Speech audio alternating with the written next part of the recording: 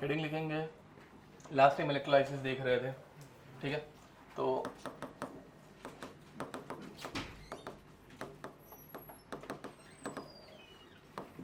Electrolysis में एक anode एक कैथोड, दोनों एक ही बीकर में डिप्ड रहते हैं and both are connected by a battery, ठीक है। तो एक बैटरी यहाँ पे कनेक्टेड रहती है, लेफ्ट हैंड वाला anode, right hand side cathode, and cathode is connected to negative terminal, तो ये नेगेटिव चार्ज रहता है, एनोड के ऊपर पॉजिटिव चार्ज होता है, ठीक है। एनोड के ऊपर क्या होता है, ऑक्सीडेशन या रिडक्शन, ऑक्सीडेशन, कैथोड के ऊपर reduction. And electrolyte contains cation C+ and अनायन A-। तो कैथोड के ऊपर जाता है C+, एनोड के ऊपर आता है A-। समझ में आ रहा है, कैथोड के ऊपर कटायन, एनोड के ऊपर अनायन। ओके, तो 3 एग्जाम्पल पहले से देख लिए थे मेरे ख्याल से। Dilute H2SO4 sorry dilute NaOH तक हो गया था, electrolysis of dilute NaOH, brine solution हो गया था। ओके, तो 4th एग्जाम्पल लिखेंगे,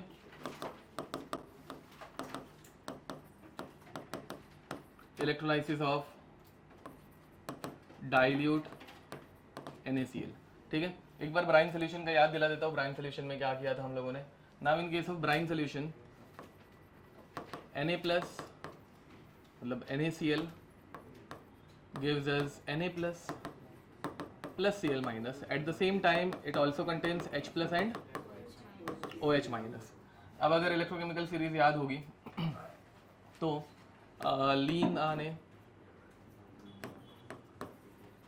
मांगी, कार, ऑल्टो, जैन, फरारी, फिर भी क्यू है मिली, सिल्वर प्लेटेड ऑडियो। इसके बाद पहले Cl- है कि OH- है, आई गेस Cl- है, Cl- OH- NO3- SO4 2- and F-, ठीक है। नीचे वालों का क्या इजीली होता है, पहली बात H का रिडक्शन पोटेंशियल 0, नीचे वालों का इसके पॉजिटिव, ऊपर वालों का। अब जिनका SRP बढ़ते जाएगा उनका रिडक्शन इजीली होगा कि ऑक्सीडेशन इजीली होगा, रिडक्शन, तो undergoes reduction easily and act as a oxidizing agent. ऊपर वाले undergoes oxidation easily and act as a, ये सब याद है। तो अब एनोड के ऊपर जाते हैं अनायन। अनायन यहाँ पे कौन से हैं, Cl- एंड OH-। अब इन दोनों में किसका ऑक्सीडेशन, देखो एनोड के ऊपर ऑक्सीडेशन होता है, ऑक्सीडेशन किसका होगा, ऊपर वालों का होगा। ऊपर कौन आ रहा है, Cl- ऊपर आ रहा है, तो Cl- undergoes oxidation giving us Cl- giving us Cl + 1 electron, but अकेला Cl नहीं रहता तो 2 times 2 Cl- giving us 2 electron, ये रिएक्शन हो जाती है। एंड कैथोड के ऊपर कटायन जाते हैं, कटायन कौन कौन है, Na+ एंड H+ है। तो Na+ H+ में जो नीचे रहेगा उसका रिडक्शन इजीली होगा। कौन नीचे है, H+ नीचे है, तो H+ की रिएक्शन कैसे आ जाती है, H+ plus electron giving us H, but अकेला H नहीं रहता, H2 होता है, तो H2 बनाने के लिए 2H+ एंड 2E-। तो अगर ओवरऑल रिएक्शन देखेंगे 2 इलेक्ट्रॉन कैंसिल आउट हो जाता है, 2H+ plus 2Cl- giving us H2 plus Cl2। यहाँ पे ऐसे भी ऑब्जर्वेशन पूछे जा सकते हैं कि एनोड के ऊपर कौन से कलर की गैस रिलीज हो रही है, Cl2 का गैस का कलर, हाँ येलोइश ग्रीन, ठीक है। एंड यहाँ पे H2 का कलरलेस प्रॉपर्टी, H2 क्या रहती है, कंबस्टिबल या non combustible gas, combustible gas. Cl का स्मेल पंजेंट स्मेलिंग गैस, समझ में आ रहा है। तो ये ऑब्जर्वेशन भी पूछे जा सकते हैं। या फिर solution contains what now, solution के अंदर क्या क्या था, Na+, Cl- H+ and OH-। Cl- निकल गया, H+ निकल गया, Na+ OH- बच गया, तो सोल्यूशन बिकम्स एसिडिक और बेसिक, pH इंक्रीजेस और इंक्रीजेस, बेसिक बन रहा है ना, बेसिक में pH बढ़ेगा। अब pH बढ़ने का रीजन क्या है, because OH- concentration is increasing, true और फॉल्स, फॉल्स। यहाँ पे OH- बढ़ रहा नहीं है, OH- तो कुछ कर रहा ही नहीं है, क्या हो रहा है, हाँ H+ कम हो रहा है, H+ कम हो रहा है, उसकी वजह से pH बढ़ रहा है और सोल्यूशन इज बिकमिंग बेसिक। समझ में आ रहा है। तो स्टेटमेंट वाले बहुत सारे क्वेश्चन आ सकते हैं, वो सब लिखा के नहीं देने वाला हूँ मैं, ठीक है। आई गेस लास्ट टाइम फिर भी थोड़े बहुत लिखे रहेंगे हम लोगों ने। ओके, अब यहाँ पे हम लोगों ने ओवर पोटेंशियल की चीज एक पढ़ी थी, ठीक है, ध्यान दो। एक्चुअल में OH- एंड Cl- में OH- ऊपर होता है और Cl- नीचे होता है। मतलब SRP of OH minus is less than SRP of Cl minus. समझ में आ रहा है कुछ? ठीक है, SRP किसकी कम है? OH या Cl? OH की SRP अगर कम है मतलब इट शुड अंडरगो ऑक्सीडेशन। वो ऑक्सीडेशन के अंडरगो जाना चाहिए, बट जाता कौन है? एंड इसका रीजन क्या लिखा था हम लोगों ने? Over potential. OH माइनस के ऑक्सीडेशन के लिए थोड़ा और पोटेंशियल लगता है, that extra potential is called as over potential. कुछ याद आ रहा है? ऐसे कुछ पढ़ाया होगा, ठीक है? तो ये भी स्टेटमेंट में आ सकता है, ये लिखा के दिया हुआ है अच्छे से। अब आगे बढ़ते हैं इलेक्ट्रोलाइसिस ऑफ डाइल्यूट NaCl की तरफ। अब डाइल्यूट NaCl में भी NaCl will undergo dissociation to form Na plus and water है तो H plus and OH minus. समझ में आ रहा है? अब ध्यान दो भाई, हाँ ब्राइन के बाद डाइल्यूट। ब्राइन मतलब 10%, डाइल्यूट मतलब बहुत कम, 1% या 1% से कम। अब यहां पे एनोड की अगर बात करूं तो एनोड के सराउंडिंग में ज्यादा कौन रहेगा? Cl माइनस या OH माइनस? एनोड पे अनायन जाते हैं तो Cl minus and OH minus जाने चाहिए। कौन ज्यादा brine solution sorry dilute solution में प्रेजेंट रहेगा? Cl माइनस या OH minus? OH minus, because dilute solution is there. Dilute में Cl माइनस कम हो जाएगा, तो डाइल्यूट सोल्यूशन में Cl माइनस का कॉन्सेंट्रेशन बहुत कम है। अगर ये बहुत कम है तो ज्यादा अमाउंट में कौन प्रेजेंट है? OH minus. तो यहाँ पे OH माइनस ज्यादा प्रेजेंट है एंड Cl माइनस थोड़ा कम प्रेजेंट है। समझ में आ रहा है? तो अब एनोड के ऊपर पहले कौन जा पाएगा? OH माइनस जा पाएगा। समझ पा रहे हो कुछ? तो डाइल्यूट सोल्यूशन में रिएक्शन थोड़ी अलग हो जाती है। डाइल्यूट सोल्यूशन में एनोड के ऊपर कौन जाएगा? OH minus. तो in case of dilute solution anode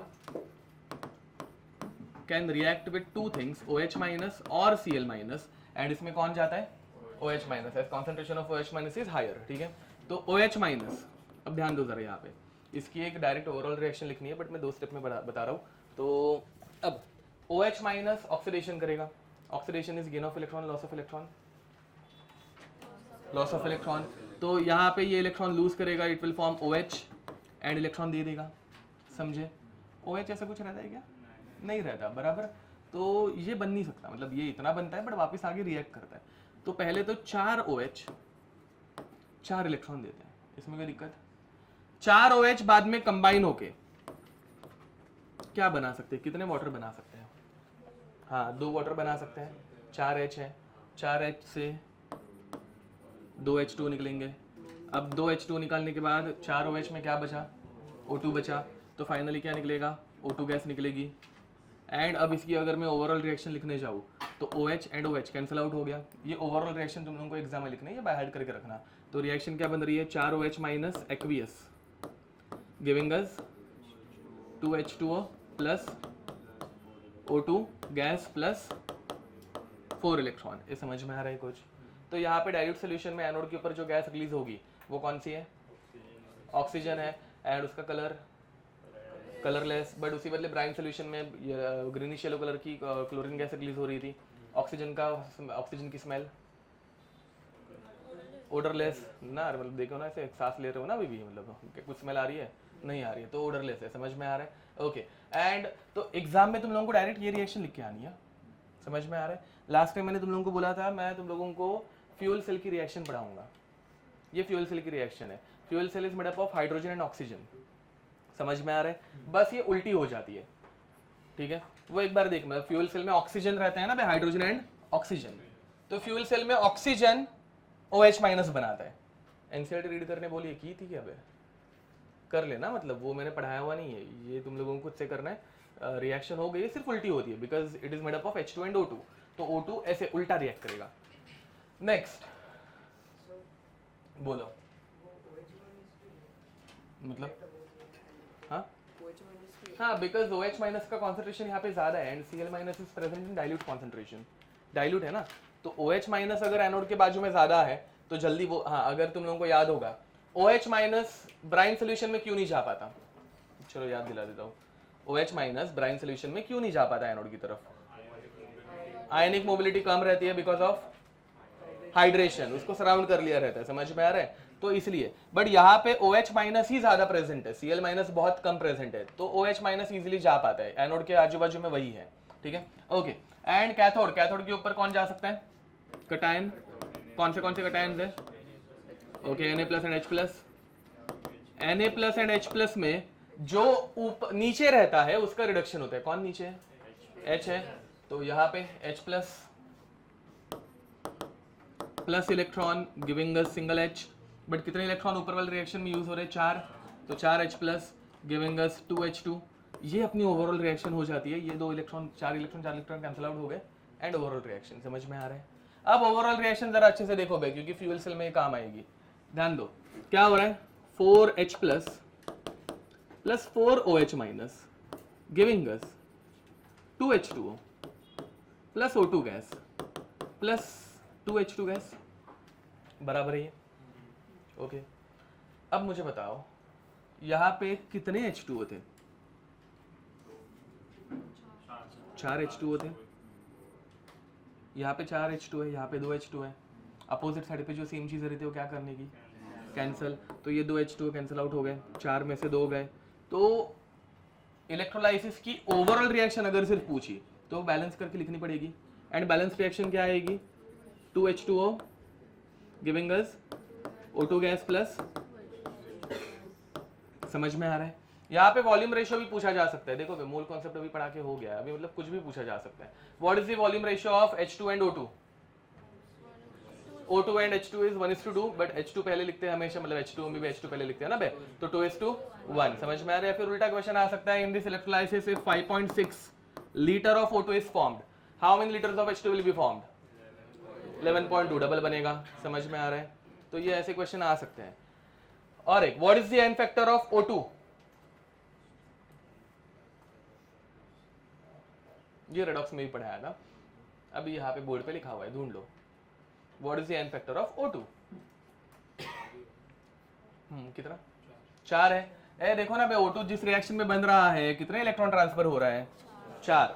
oxygen के ऑक्सीजन सुनते अपने दिमाग में 2 आता है, but n factor of O 2 minus is 2, but O2 बनते वक्त ऐसे कितने ऑक्सीजन लगते हैं?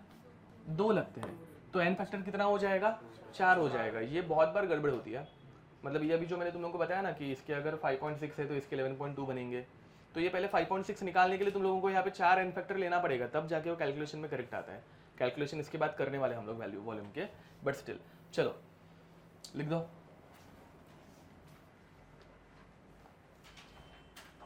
ये याद है, मतलब बहुत टाइम के बाद मिल रहा है, ये समझा? ये रिएक्शंस बाय हार्ट करके ही रखना, मतलब यहाँ पे कौन सी रिएक्शन बाय हार्ट करोगे? तो नंबर 1 ग्रीन में मार्क करता हूँ। तुम लोगों को डाइल्यूट NaCl की रिएक्शन पूछी तो ये रिएक्शंस लिख के आनी है, ठीक है? ओवरऑल के लिए लास्ट वाली, एनोड के ऊपर फर्स्ट, कैथोड की सेकंड, वो तो सिंपल है, ठीक है? चलो आगे बढ़े। नेक्स्ट, अब इसके बाद हेडिंग लिखेंगे electrolysis of 5th, electrolysis of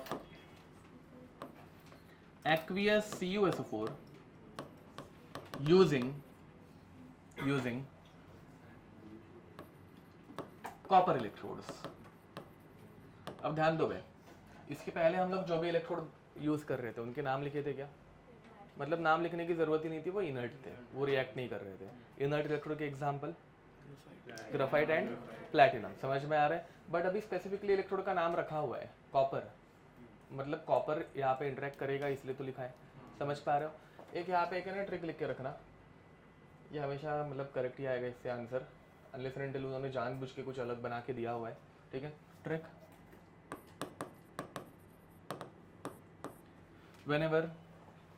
whenever an active electrode is involved, whenever an active electrode is involved,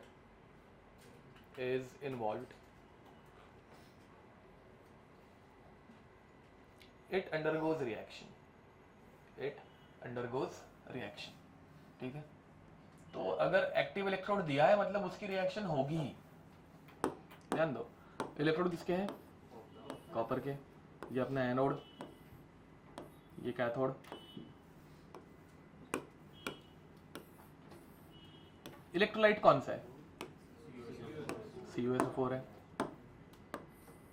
aqueous CuSO4 है which contain Cu2 plus SO4 minus H plus and बराबर, and at the same time all of these are connected to a battery बराबर। ये negative, ये positive, ये anode, ये cathode, ठीक है। अब एनोड के ऊपर कौन जाता है? अनायन जाता है। अनायन कौन से है? ओके, एंड अभी और एक चीज है जो रिएक्ट कर सकती है, खुद इलेक्ट्रोड कॉपर एक्टिव है ना भाई। इन तीनों में ऑक्सीडेशन किसका होगा? ऊपर वाले का ऑक्सीडेशन होता है। कौन सबसे ऊपर है? दिख रहा है कॉपर, हाइड्रोजन के भी ऊपर आ रहा है, ठीक है। तो ऑक्सीडेशन किसका इजीली होगा? कॉपर का। तो over here copper electrode itself undergoes oxidation, तो कॉपर ऑक्सीडाइज होके क्या बनाएगा? ओके, ये समझ में आ रहा है। तो यहां से Cu2 प्लस बाहर आया, समझे? ऑब्जर्वेशन, एनोड की साइज कम होते जाएगी बिकॉज वो धीरे धीरे मतलब Cu2 प्लस बाहर निकाल रहे हैं। एंड फिर बाद में कैथोड, कैथोड के ऊपर जाते कटायन, कटायन कौन से है? SO4 अच्छा है, SO4 नहीं है, sorry, H plus and copper itself, but Cu2 plus copper, उन दोनों का SRP तो सेम ही रहने वाला है, तो उसको काउंट करने की जरूरत नहीं है, समझे? ओके, दोनों में रिडक्शन उसका होता है जो नीचे होता है। कौन ज्यादा नीचे है? सॉरी है क्यों मिली ना, फिर भी है क्यों मिली, हाँ ओके, तो फिर भी है क्यों मिली, ठीक है। तो रिडक्शन किसका होगा? कॉपर का रिडक्शन होगा, ठीक है। तो नीचे वाले का रिडक्शन होता है जो कि कॉपर है, तो copper 2 plus aqueous will undergo reduction, it will gain 2 electron forming copper solid, समझे? डाउट पहले ये कंप्लीट कर लेते हैं, फिर बाद में मुझे वापस याद दिलाना। अब मुझे बताओ, तो यहाँ पे रिएक्शन में क्या हो रहा है? ध्यान दो बे, सब कुछ कैंसिल मत कर देना, ये कॉन्सेंट्रेशन सेल जैसे थोड़ा सा।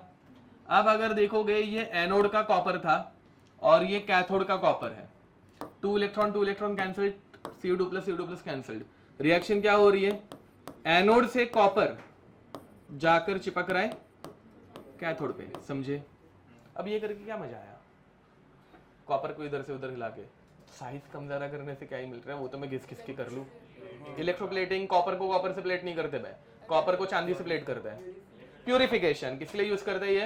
अरे रे बेचारा दुखी हो गया सॉरी। अब प्यूरिफिकेशन के लिए यूज करते हैं, किस लिए यूज करते हैं? प्यूरिफिकेशन। तो देखो भाई, एनोड जो यूज करेंगे वो प्योर यूज करेंगे कि इम्प्योर? इम्प्योर। एंड कैथोड क्या रहेगा? तो यहाँ से एक एक कॉपर निकलते जाएगा, जो भी गंदगी रहेगी वो नीचे बैठती जाएगी, एंड फिर बाद में प्योर कॉपर यहाँ पे कोट होते जाएगा। इसे क्या बोलते हैं गंदगी को? Anode mud. क्या बोलते हैं? सुना होगा ना, मुझे पढ़ा होगा शायद से, एनोड मड। समझ में आ रहा है? And this process is called as electro refining या फिर इलेक्ट्रो मेटलर्जी, ठीक है? समझ में आ रहा है? Metallurgy is the process in which metals are refined. Okay, तुम्हारा डाउट देखो, E0 Cu2 प्लस Cu तुम लोगों को दिया रहेगा प्लस 0.34 वोल्ट, ठीक है? अपना फॉर्मूला क्या रहता है? Cathode minus anode. तो कैथोड पे हो रहा है रिडक्शन, तो इसका जीरो आएगा भाई, कैथोड माइनस एनोड जीरो हो जाएगा साला। 0 वोल्ट तो नहीं लगेंगे, कुछ तो वोल्ट लगेंगे, एंड मेरे ख्याल से 0.68 लगने चाहिए। कहाँ पे मैं गड़बड़ कर रहा हूँ?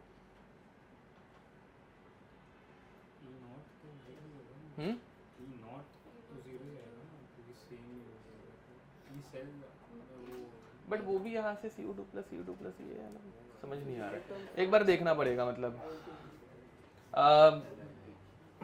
पर नेगेटिव ही होगा ना, क्योंकि यहाँ पे मतलब बैटरी से यूज कर रहे हैं हम लोग। हाँ हम बैटरी से एनर्जी यूज हाँ, तो नेगेटिव आना चाहिए, एंड नेगेटिव 0.68 आना चाहिए, नेगेटिव 0.68 आना चाहिए, बट अपने कैथोड माइनस एनोड से नहीं आ रहा है।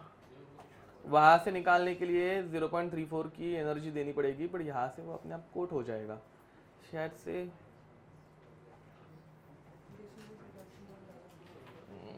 मतलब -0.68 या फिर -0.34 दोनों में से एक लगना चाहिए। बट अब यहाँ पे अपने फॉर्मूला से तो 0 आ रहा है, शायद गैल्वेनिक का फॉर्मूला यहाँ पे अप्लाई कर रहे हैं इसलिए। हाँ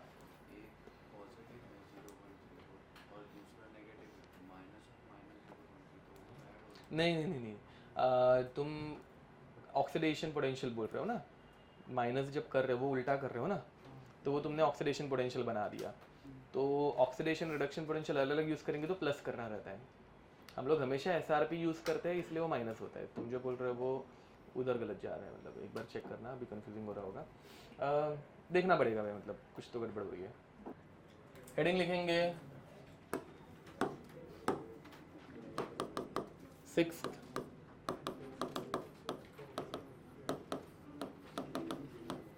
electrolysis of aqueous AgNO3 using Ag anode and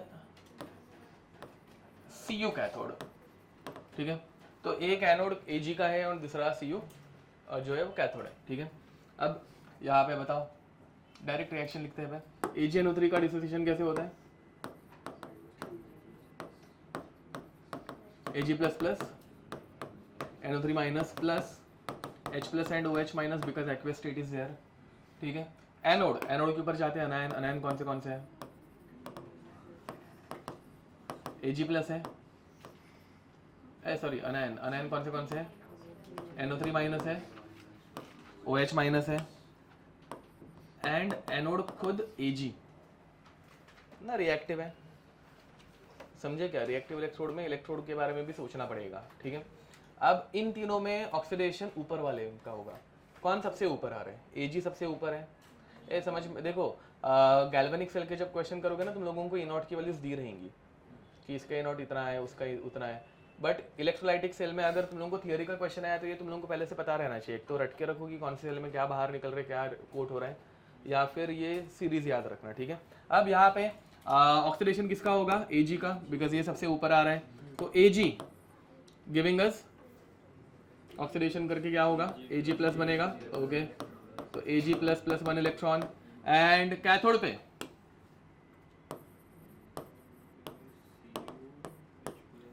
हाँ कटायन जाएंगे तो क्या क्या है?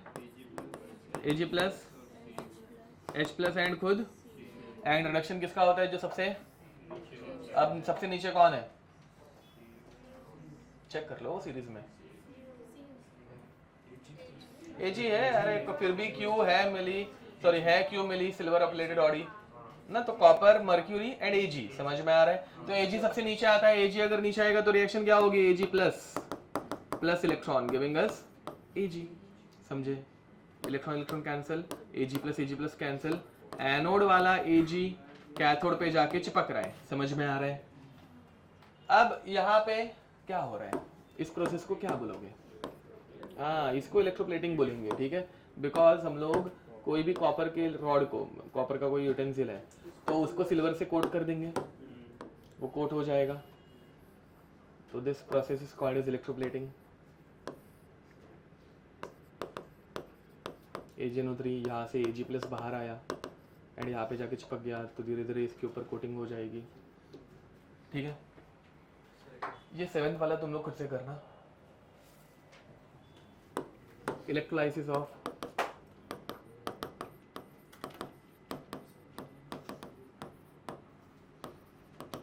Dilute H2SO4। ठीक है,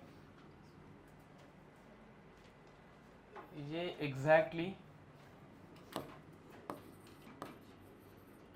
सेम एज डाइल्यूट NaCl आएगा। ठीक है, एग्जैक्ट सेम, कुछ फर्क नहीं आएगा इसमें।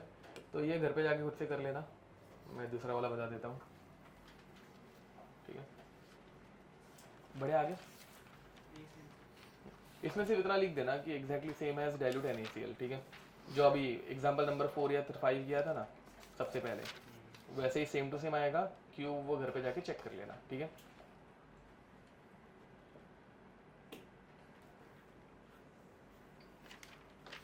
now we are moving towards electrolysis of conc H2SO4, electrolysis of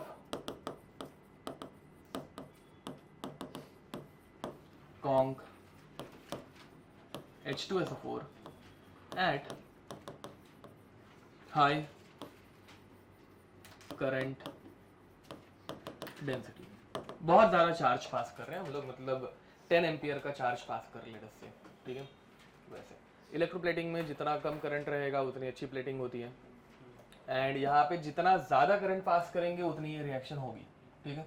पहली बात, H2SO4 का डिसोसिएशन कैसे होता है कॉन्ग सोल्यूशन में? ना,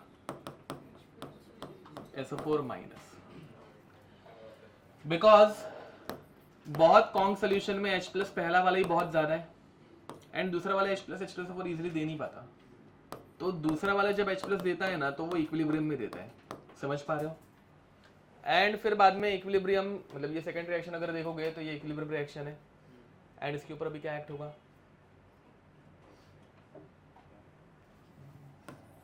क्या एक्ट होगा? कॉमन आयन इफेक्ट, समझ में आ रहा है। And because of common ion effect reaction goes in backward direction, तो ये रिएक्शन फॉरवर्ड में जा नहीं पाती है, बैकवर्ड में जा रही है, समझ में आ रहा है। मतलब HSO4 माइनस ही रहता है, तो इन शॉर्ट हम लोग एक ही रिएक्शन लिखते हैं, दूसरी वाली लिखते ही नहीं है, ठीक है, क्योंकि HSO4 माइनस आगे डिसोसिएट नहीं हो पा रहा है ना, it is again going back to backward direction, समझ में आ रहा है। ओके, तो अब यहाँ पे कैथोड तो एकदम सिंपल है भाई, कैथोड क्या रहेगा, H प्लस ही रहेगा, तो H plus giving us, cathode पे H प्लस रिएक्ट करके क्या देगा, H2, तो H plus giving us H2, ठीक है। एनोड की रिएक्शन यहाँ पे इंपॉर्टेंट है, एनोड के बारे में देखो भाई, एनोड जिसके ऊपर क्या आ जा रहे हैं HSO4 minus, draw the structure of HSO4 minus करो, ठीक है। इसका एक सिंपल सा रूल था, जितने जितने H उतने OH, जितना माइनस चार्ज उतना O माइनस, एंड फिर बाद में, समझे? ओके, अब जो नेगेटिव ऑक्सीजन है उसके पास कितनी लोन पेयर रहेंगी, काउंट करो, 3 रहेंगी। देखो भाई, ऑक्सीजन के आउटर मोस्ट में कितने इलेक्ट्रॉन रहते हैं, 6, तो 1 2 3 4 5 6, एंड नेगेटिव का 1 7, number of lone pair count करने की ऐसी मेथड पढ़ाई थी, ठीक है। Now this HSO4 minus is undergoing oxidation, anode पे ऑक्सीडेशन होता है, तो इसका जब ऑक्सीडेशन होगा it will lose 1 electron forming HSO4, that's it, समझे। एंड इसने 1 इलेक्ट्रॉन लूज कर दिया, and now it has how many lone pairs, हाँ 2 lone pair and 1 unpaired electron बोलते हैं इसको, क्या बोलते हैं, अनपेड इलेक्ट्रॉन। तो इसको भी क्या बोलोगे, ये रेडिकल हो गया, अनपेड इलेक्ट्रॉन वालों को फ्री रेडिकल, ठीक है। तो ये फ्री रेडिकल हो गया, एंड फ्री रेडिकल स्टेबल रहते हैं कि अनस्टेबल होते हैं, unstable, they are highly unstable, समझ में आ रहा है। तो यहाँ पे ऐसे 2 फ्री रेडिकल जब बन जाते हैं तो 2 फ्री रेडिकल कंबाइन होके कोवेलेंट बॉन्ड बनाएंगे। ये अभी स्ट्रक्चर की बिना भी अगर बनाना होगा तो बना सकते हो, तुम्हारे ऊपर है। OH S double bond O, ये अनपेड इलेक्ट्रॉन दूसरे का, ये दोनों के दोनों एक एक इलेक्ट्रॉन शेयर करेंगे, एक सिंगल इलेक्ट्रॉन शेयर करते हैं तो कैसा बॉन्ड एरो बनाते हैं, फिशोक एरो, ठीक है, हाफ एरो या फिर फिशोक एरो, समझ में आ रहा है। इसने अपना 1 इलेक्ट्रॉन दिया, इसने 1 इलेक्ट्रॉन दिया, दोनों ने बॉन्ड बना लिया। दोनों ने जब बॉन्ड बनाया तो क्या बन रहा है, हाँ पेरोक्साइड बन रहा है, वेरी नाइस। तो यहाँ पे OH S double bond O S double bond O OH, समझ में आ रहा है। And O single bond O linkage को क्या बोलते हैं, पेरोक्साइड लिंकेज बोलते हैं, name of this compound. Okay, generally इतने पार्ट को क्या बोलते हैं, मैं यहाँ पे अगर OH रहता तो sulphuric acid H2SO4, sulphuric acid, कितने सल्फ्यूरिक एसिड है, 2 है, और ये लिंकेज क्या है, अब पूरा नाम बताओ, पेरोक्सी डाइसल्फ्यूरिक एसिड, ठीक है। तो इसे क्या बोलते हैं, पेरोक्सी, ये हम लोग रेडॉक्स से पढ़ रहे हैं, इसके ऑक्सीडेशन नंबर भी मतलब वियर्ड आते हैं। इसका अगर मॉलिक्यूलर फार्मूला लिख के दूं तो इसका मॉलिक्यूलर फार्मूला आता है H2S2O8, ठीक है। एंड इसका अगर ऑक्सीडेशन स्टेट निकालने जाओगे मॉलिक्यूलर फार्मूला से तो +7 आता है, एंड सल्फर +7 तक नहीं जा सकता, +6 तक जा सकता है। इसकी स्ट्रक्चर से वो +6 समझ में आता है। स्ट्रक्चर से कैसे समझ में आ रहा है बताओ, ऑक्सीडेशन स्टेट ऑफ OH का क्या रहता है, oxidation state -1, oxygen double bonded oxygen का -2, एंड पेरोक्साइड वाले ऑक्सीजन का -1, तो सल्फर का ऑक्सीडेशन नंबर याद है कुछ? ये सब इंपॉर्टेंट है, इसके ऊपर क्वेश्चन आके गए हुए हैं। नोट्स एटलीस्ट एक मतलब अच्छे से करके रखना बहुत ज़्यादा। अब एनोड के बाद कौन सा आता है? कैथोड। कैथोड पे H+ रिएक्ट करने वाले को छोड़ दे क्या, मतलब वो कर लोगे H+ गिविंग अस H2, ठीक है। अब ये पेरोक्सी डाइसल्फ्यूरिक एसिड ये बना के क्या मिला, ध्यान दो, ये क्यों बनाया जाता है? बाद में ये पेरोक्सी डाइसल्फ्यूरिक एसिड के सोल्यूशन में एक्सेस में वाटर ऐड किया जाता है, ठीक है। जब इसमें वाटर एक्सेस में ऐड करूंगा, वाटर को कभी भी HOH ऐसे लिखना, ठीक है। अब HOH, H का चार्ज OH, यहाँ पे O- S+ चलेगा, बताओ बे क्या होगा? OH S+ को कनेक्ट होगा, O- H को पकड़ेगा, ये बॉन्ड ब्रेक हो जाएगा, कोई दिक्कत? ओके, तो पहला कंपाउंड जो बन रहा है that is OH dash S double bond O OOH, समझे? Name of this compound peroxy sulphuric acid. अभी एक ही है ना बे, ऊपर दो थे तो पेरोक्सी डाइसल्फ्यूरिक एसिड, अब एक ही है तो peroxy sulphuric acid. By the way peroxy disulphuric acid is also called as Marshall's acid. ये केमिकल बॉन्डिंग में हम लोगों ने किया हुआ है, Marshall's acid. And peroxy sulphuric acid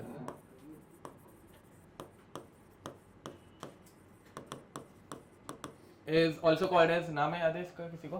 second नाम है उसका, कैरोज एसिड। क्या बोलते हैं इसको?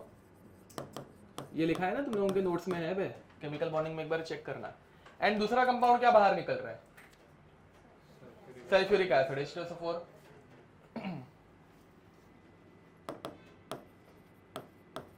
Then this peroxy monosulphuric acid या peroxy sulphuric acid is again reacted with water, मतलब अगेन इन द सेंस कि एक्सेस में वाटर ऐड किया हुआ है, तो it will again react with water and वापस same plus minus minus plus, ठीक है। O- H+ को धरेगा, OH- S+ को धरेगा। फास्ट नहीं हो रहा है ना भाई? क्या बन रहा है? HOO, बताओ भाई, HOOH क्या बना? H2O2 बना एंड प्लस H2SO4 दूसरा, दिख रहा है क्या? ये सल्फर को वापस OH कनेक्ट हो गया तो 2 H एंड 4 O, तो H2SO4। ओके, तो Kong H2SO4 at high current density, final product क्या देते हैं अपने को? H2O2। हाइड्रोजन पेरोक्साइड बनाने के लिए ये मेथड यूज होती है, फॉलोड लिख दो। हाँ, अब वैसे ही मतलब मैंने ऑलमोस्ट सारे एग्जाम्पल तो बता दिए, बट H2SO4 के बदले तुम K2SO4 यूज करो, सेम मिलता है, पेरोक्साइड ही मिलता है। समझ में आ रहा है? ठीक है, तो अब ये ऐसे फालतू वाले सिमिलर एग्जांपल्स में कराते नहीं बैठने वालों, वो तुम लोग एक बार देख लेना। एनओसी के क्वेश्चन सॉल्व करोगे तो सारे क्वेश्चंस मिल जाएंगे, मतलब सारे टाइप के एग्जांपल्स। नेक्स्ट, अब हेडिंग लिखेंगे क्वांटिटेटिव एनालिसिस ऑफ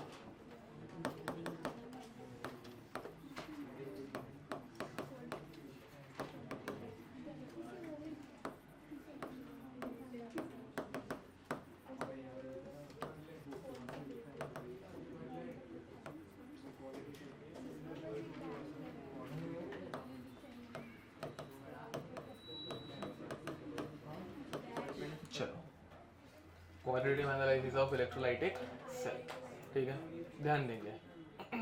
तो से चलो मत करो। अब इसमें हम लोग पढ़ने वाले हैं फैराडेज लॉ, ठीक है। हेडिंग लिखना फैराडेज लॉ। देखो, इसके पहले हम लोगों ने क्वालिटेटिव एनालिसिस किया। क्वालिटेटिव एनालिसिस मतलब कितना, सॉरी क्या बनेगा, एंड अभी क्वांटिटेटिव एनालिसिस मतलब जो भी बन रहा है वो कितने अमाउंट में बनेगा, ठीक है। तो इसमें फैराडेज फर्स्ट लॉ देखो,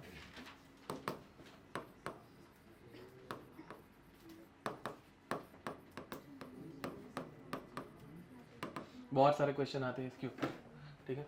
तो देखो मैं कोई एक सेल यूज कर रहा हूँ, कुछ भी मतलब कोई भी एक सेल है, एंड इसमें जो बैटरी लगाई है, पहली एक बैटरी में लगा रहा हूँ 1 एम्पियर की, एंड बाद में सेकंड एक्सपेरिमेंट में लगा रहा हूँ 10 एम्पियर। किसमें ज़्यादा कोटिंग होगी या प्लेटिंग इवोल्यूशन जो भी हो रहा है वो 1 एम्पियर में या 10 एम्पियर करंट में? 10 एम्पियर करंट में जितना करंट पास करूंगा, जितना चार्ज पास करूंगा, उतनी ज़्यादा कोटिंग होगी। समझ में आ रहा है? अब 10 एम्पियर की बैटरी, मैंने एक बैटरी 10 सेकेंड्स के लिए चलाई, दूसरी बैटरी 100 सेकेंड्स के लिए चलाई, कितना डिपोजिशन होगा? मतलब किसमें ज़्यादा डिपोजिशन होगा? 100 सेकेंड्स में ज़्यादा डिपोजिशन होगा।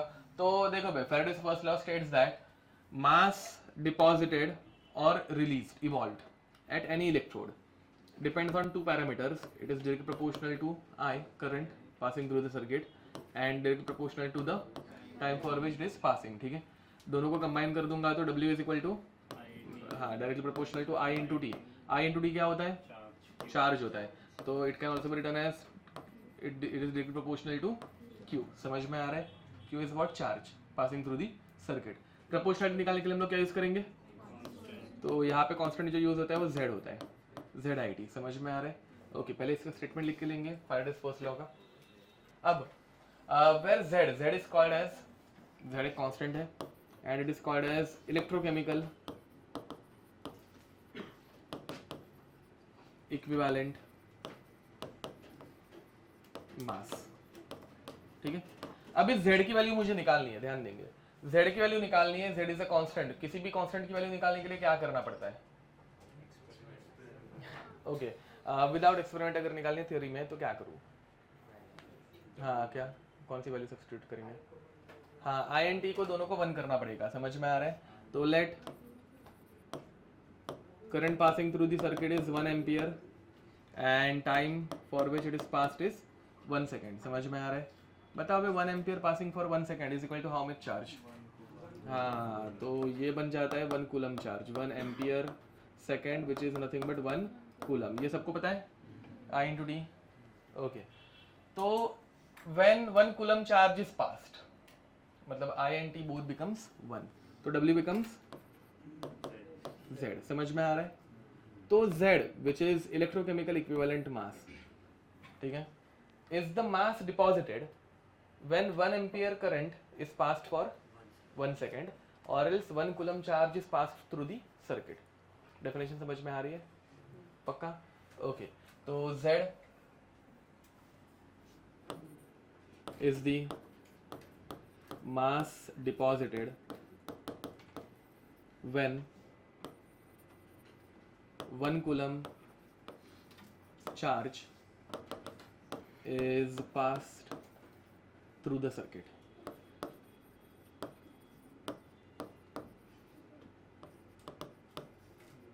हम लोग Z की वैल्यू निकाल रहे हैं, ठीक है। चलो हेल्प करो, मुझे बताओ what is the charge on 1 electron? हाँ, वेरी नाइस। तो 1.6 into 10⁻⁻19 what coulombs. Charge on 1 mole electron 1 faraday. 1 faraday is equal to how many coulombs? Okay, अब मुझे बताओ हम लोगों को चार्ज डिपोजिशन के लिए कितना लगेगा वो निकालना है। तो charge required for 1 mole Na+ कितना होगा? 1 मोल Na+ को 1 मोल इलेक्ट्रॉन लगेंगे। 1 मोल इलेक्ट्रॉन मतलब कितना charge? 1 Faraday. Charge required for 1 mole Mg2+, charge required for 1 mole Al3+, and charge required for 1 mole some metal carrying N+ charge, N Faraday, where N is what? N factor of that metal। ठीक है, तो यहाँ पे NF लिख देता हूँ, इसको N factor लिख देता हूँ, चलेगा? पक्का? ओके, अब मुझे बताओ what is the mass of 1 mole? Mass of 1 mole is called as molar mass, बराबर। तो ध्यान दो, 1 मोल डिपॉजिट करने के लिए, किसी भी मेटल का 1 मोल डिपॉजिट करने के लिए we require what? N faraday charge, where N is its charge या फिर N फैक्टर। तो N फैराडे में 1 मोल डिपॉजिट होता है and this 1 mole corresponds to molar mass. ये समझे कुछ? Capital M। हम लोगों को मास निकालना है, तो मोलार मास डिपॉजिट करने के लिए 1 n फैराडे लगते हैं. n faraday is required to deposit molar mass. हम लोगों को कितने चार्ज के लिए मास निकालना है? z ढूंढ रहे हैं हम लोग. z के लिए कितना चार्ज लगता है? 1 कूलम. समझ में आ रहा है? तो 1 कूलम में कितना चार्ज डिपॉजिट होगा वो हम लोगों को निकालना है. समझे? फॉलोड. क्या करेंगे? क्रॉस मल्टीप्लाई कर देंगे. तो m अपॉन NF. ये भी कूलम्स में ही है. F मतलब 96,500 कूलम्स. समझे? वो कूलम्स में ही था तो क्रॉस मल्टीप्लाई कर सकता है. ठीक है, ओके. एंड ये क्या बन गया फिर तुम लोगों का? Z. 1 कूलम में जितना चार्ज डिपॉजिट होता है, सॉरी मास डिपॉजिट होता है, that is called as Z. समझे? तो Z का फॉर्मूला आ गया. Z is equal to what? M upon NF. अब हम लोग original formula W is equal to ZIT में अगर इसको सब्सटीट्यूट कर देंगे तो फाइनल फॉर्मूला क्या बनेगा? W is equal to ZIT. Final formula क्या बन रहा है? W is equal to MIT by NF. बस याद रखना ये जो n है यहाँ पे वो n फैक्टर है. इस चैप्टर में बहुत जगहों पे सिर्फ हम लोग n लिखते हैं जो n फैक्टर है. जैसे कि delta G is equal to minus NFE, तो उसमें भी जो n है वो n फैक्टर है. ठीक है, वो नंबर ऑफ मोल्स नहीं है. ओके, इधर तो कोई दिक्कत? तो ये हम लोगों का फाइनल फॉर्मूला आता है. ठीक है, इसमें बताओ भाई W क्या है? मास डिपॉजिटेड. कैपिटल M क्या है? Molar mass. I current T and n factor तो पता है, फैराडे भी पता ही है. ठीक है, ओके. इसको थोड़ा रीअरेंज करो. कैपिटल M को नीचे लेके आ जाओ. क्या बनेगा?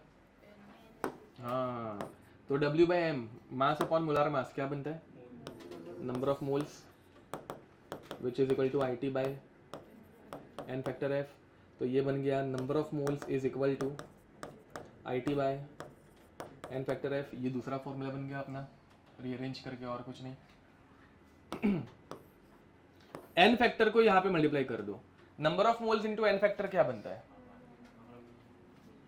हाँ, नंबर ऑफ, अरे बोलो अच्छे से बोलो कुछ तो. नंबर ऑफ इक्विवेलेंट्स बनते हैं. ठीक है, तो n into n factor becomes number of equivalents, तो which becomes IT by F. ठीक है, तो number of equivalents is equal to IT by F. ठीक है, लिख दो.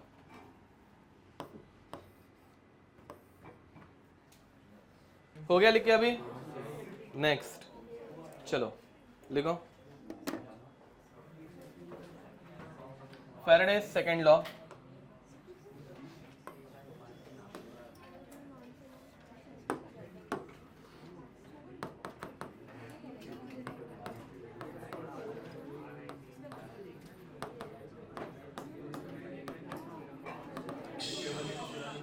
ध्यान देंगे. अब बातें बंद. यहाँ पे देखो. Now in case of Faraday's second law, let us से कि मैंने 2 इलेक्ट्रोलाइटिक सेल्स, देखो भैया 2 सेल्स ऐसे कनेक्ट कर दी. ये समझ में आ रहा है? इसके ऊपर कोई A कंपाउंड डिपॉजिट होगा, इसके ऊपर कोई B कंपाउंड, इसके ऊपर कोई C कंपाउंड, इसके ऊपर कोई D कंपाउंड. बट अभी ये सारे के सारे एक साथ कनेक्टेड है, तो current flowing through all of them is same and the time for which it is flowing is also. Current same है, टाइम भी सेम है.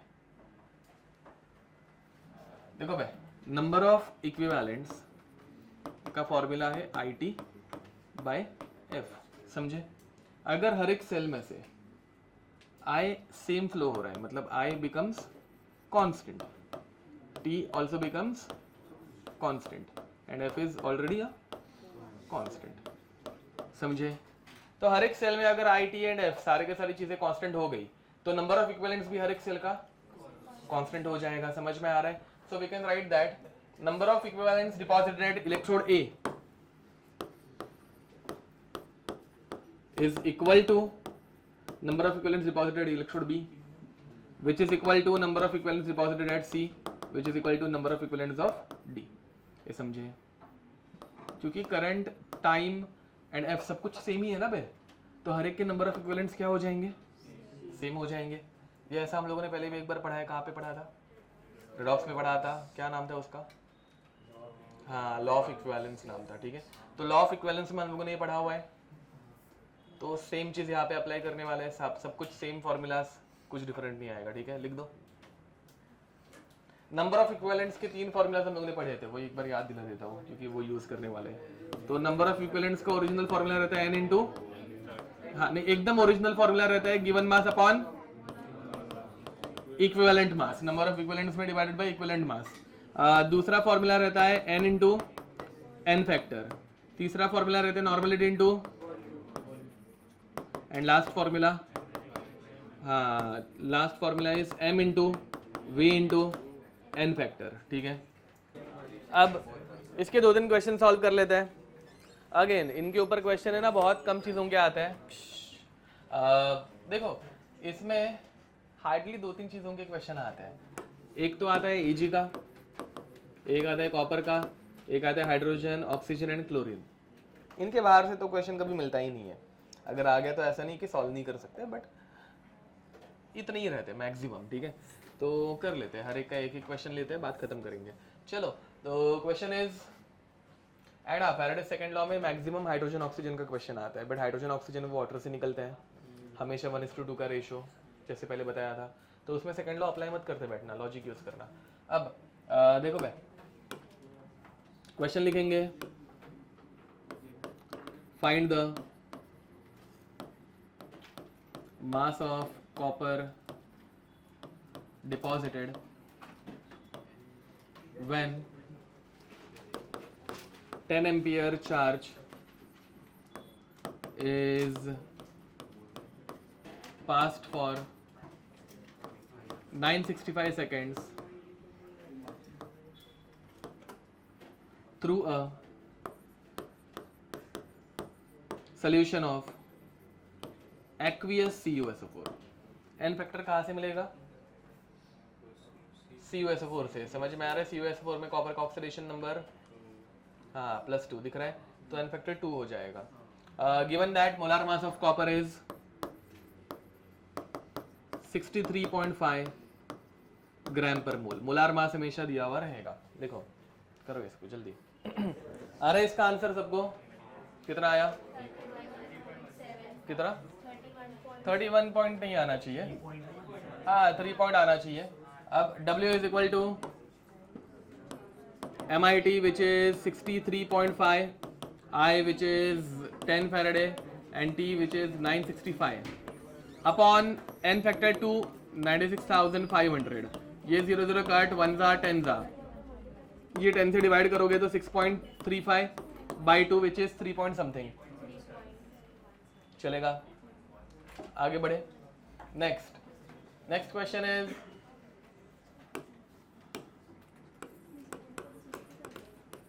find the time required to deposit 54 grams of silver from aqueous AgNO3 solution using 0.5 Faraday, 0.5 Faraday नहीं, 0.5 ampere current. ठीक है, given that Ag का molar mass is 108 ग्राम पर मोल। ठीक है, करो भाई, करेक्ट आंसर है, करेक्ट आंसर है, आता है तुम लोगों को। तो मैं वो 54 भूल गया था एक्चुअली। तो W is equal to MIT by NF which is equal to T is equal to W which is 54 into I which is 1 and बाद में 96,500 upon M which is 108 into I into D ना, तो I कितना दिया है 0.5 and T तो अपने को निकालना है। ठीक है, this 1 जा, this 2 जा, 2 into this 1, तो 1 तो निकल गया and 96,500 बच गया। ठीक है, कोई दिक्कत? नेक्स्ट हेडिंग लिखेंगे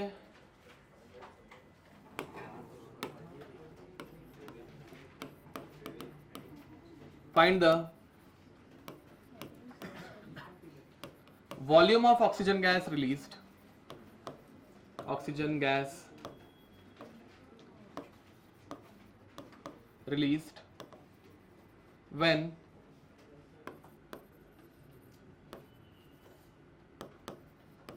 same amount of charge can deposit 27 grams of Ag। ठीक है, फैराडे सेकेंड लॉ यूज करने उसकी इंट रहती है same amount of charge, same amount of current past for same amount of time, ऐसे सब समझ में आ रहा है। तो अब यहाँ पे सेकेंड लॉ यूज करना है, एंड सेकेंड लॉ के अकॉर्डिंगली हम लोग क्या बोल देंगे यहाँ पे, number of equivalents of oxygen is equal to number of equivalents of Ag। ये समझ में आ रहा है, और ये तुम लोगों ने बहुत अच्छे से मतलब रेडॉक्स में पढ़ा हुआ है। तो same n into n factor दोनों जगह पे यूज करो, फाइंड आउट करो। Ag का मोलार मास ऊपर यूज किया था हम लोगों ने 108, वही आने वाला है और कुछ नहीं। चलो वॉल्यूम निकालने के लिए पहले तुम लोगों को नंबर ऑफ मोल्स निकालने पड़ेंगे, ठीक है। तो ऑक्सीजन के नंबर ऑफ मोल्स निकालना, number of moles of oxygen into n factor is equal to number of moles of Ag into n factor, समझे। करो, मास दिया है तो मोलारिटी का फॉर्मूला यूज कर रहे हैं। मास दिया है तो नंबर ऑफ मोल्स के फॉर्मूलाज यहाँ पे यूज होंगे, ठीक है। देखो number of moles of O2 निकालना है, number of moles of O2, what is the n factor of O2, number of moles of Ag given mass 27 upon molar mass 108, this one जा this 4 जा into n factor of Ag 1, ये 4 यहाँ पे नीचे जाएगा, तो number of moles of O2 आ रहा है 1/, समझे।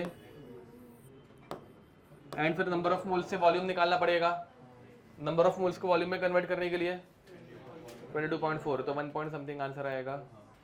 क्वेश्चन शॉर्ट में लिख के खत्म करो। ये वो पार्ट है जो हम लोगों ने देखा था ना अभी, मतलब NaCl के सोल्यूशन में pH बढ़ने का रीजन क्या रहता है, H+ कम होना, समझ में आ रहा है। तो यहाँ पे जितना pH बढ़ रहा है उतना H+ कम हुआ, तो उधर से तुम लोगों को कॉन्सेंट्रेशन ऑफ H+ मिल जाएगा। करो ट्राई, पहले चेंज इन pH निकालो बे, जो कि मतलब कॉमन है, दिख रहा है ना, मतलब चेंज इन pH कितना है 5, क्योंकि NaCl के pH का सोल्यूशन का pH कितना होता है 7 से pH कितना चेंज हुआ 5, तो डेल्टा pH बन गया 5, ठीक है।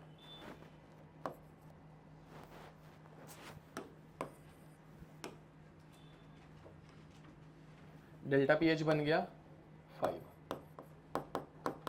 नेक्स्ट, अब तो change in concentration of H+ कितना आएगा 10⁻⁻5 यूनिट। हाँ, अरे कॉन्सेंट्रेशन का यूनिट क्या रहता है बे, ये गधो, मोलार, समझे। बट यहाँ पे हम लोगों को मोलार एंड ऑल अपने फॉर्मूला में फैराडे सेकंड लॉ में, सॉरी फर्स्ट लॉ में मोलार ऐसा कुछ है क्या यूज किया हुआ, नहीं, मास एंड ऑल है। तो मोलार को मतलब कॉन्सेंट्रेशन को चेंज करना पड़ेगा इसमें, क्या बोलते हैं, नंबर ऑफ मोल्स में, समझे। तो कॉन्सेंट्रेशन को नंबर ऑफ मोल्स में कैसे कन्वर्ट करें, हाँ वॉल्यूम दिया है ना बे, तो कॉन्सेंट्रेशन का फॉर्मूला क्या रहता है, number of moles by volume. तो number of mole is equal to concentration into volume, तो क्या हो जाएगा 600 इनटू, कुछ तो गड़बड़ लग रही है बट इतना बराबर है ना, मतलब 10 नहीं, हाँ गड़बड़ समझी नहीं, रुको, pH 12 हुआ, 10⁻12 हुआ ना कॉन्सेंट्रेशन, 10⁻7 से